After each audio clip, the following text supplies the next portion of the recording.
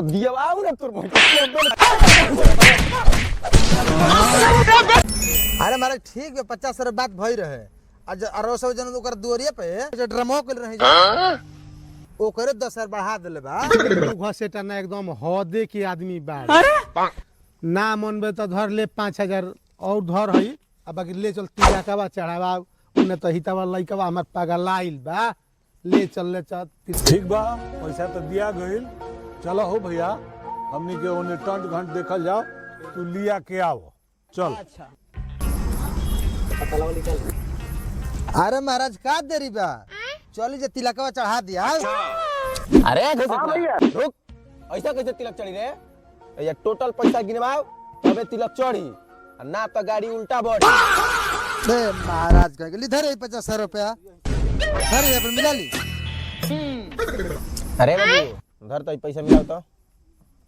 बाबू 50,000 बा। अरे घसेटा 50,000 बारे 10,000। अच्छा अच्छा वो दिया ही चलो लो और पैसा तो बाबू दी है। अरे अरे हां बाबू क्या करती हन तो दिया आओ ना तोर बोल चलो चल मेरे बात किचन का करा। अरे महाराज रुकी रुकी रुकी बुढ़ा था लेकिन ये साला कर क्या रहे हैं आप? रुको जरा साला फसल लेकिन 1 सेकंड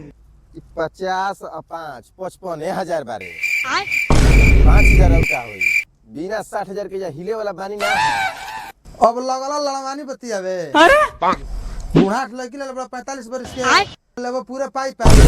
वो कंपनी कर हित ना हो स खाली जाए कहनी ध गणिया में धास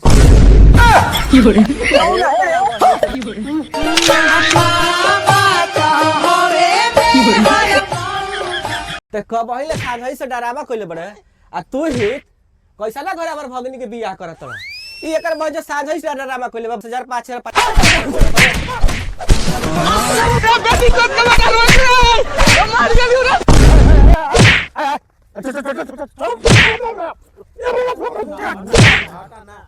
और या तरफ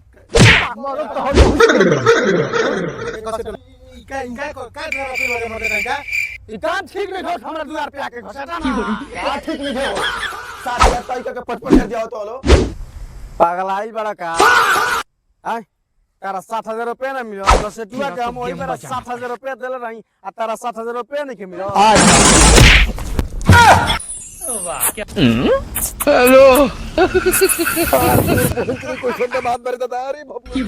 साहब रे ए महाराज रो 55 रुपया में किना हमरा के हां हम तो 55,000 देला ही बनी होम तो रखना तो नहीं रे 5000 रुपया अभी। अरे अरे ते कहा देला 50 रुपया रे अरे बाबू हो बाबू हितवा झूठ बोलता ई हितवा के हम अपन अड़ुआ खसियवा ना रहे उ बेच के पैसा देले बानी 5,000 रुपया हो खसियो बेच देले होए चाचा ई हितवा हमारा भी होने कोइला 5,000 रुपया का तो तोर बियाह ना होई तोर बाबू पैसा नहीं कर दे तो हमें तोर पैसा ना अपन अड़ुआ खसी बेच के करे के 5,000 रुपया दे दिया यार भाई झूठ बोलता मारिका मारे के लिए मारदार बोल जो 5,000 होई होई तोर भी हवा होई होई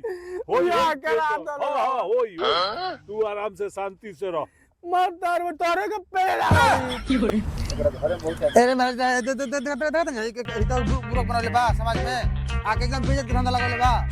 हां 5 रुपया नहीं देला का तो 5 रुपया दे बनी। अरे साला मामो तेरा पैसा दे बनी अगर बगली चेक करो कर बगली चेक करो देखो रुको जरा सबर करो चेक करो मिल जाए। अरे साला फ्रॉड चला हे छोड़ी जा महाराज अरे छोड़ी जा हमरा कुल पैसा तो दे दे पहले दे है ली महाराज ली पैसा तो हमरा टोटल मिल गई तोरा सब विनती बा जाई जा चौका पे लइका के बैठाई जा वाह क्या मुस्कुरा है आवत नहीं जा जैसे मुंह में लिया हो आज ही चल चल चल कहवा के सिलवट कहवा के लोरा हो